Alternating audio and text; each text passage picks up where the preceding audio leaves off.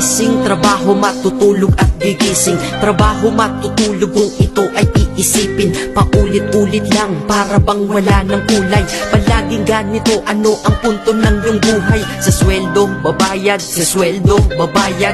Kakasweldo lang pero ubos ang pera kagad. Ito ba talaga ang binigay na kapalaran? Hindi ka mabubuhay kung hindi mo babayaran. Mahirap pala to, sana maaga kong nalaman. Para kang malayang preso pag di ka anak mayaman. Dahil aking napuna kapag bumiyahe sa umaga. Mga tao sa paligid ko hindi rin maligaya. Tayo ay mga alipin sa moderno na lipunan. Magandang kinabukasan, kailangang pag-ipunan. Pero pagkatapos nun, ano ba ang kasunod? Ika'y magkakasakit, mamamatay ka ng pagod. Di ba napakalupit? Ganito ba talaga? Habang nabubuhay ka, pera ang mahalaga. Kaya magtrabaho ka, magbanat ka ng buto.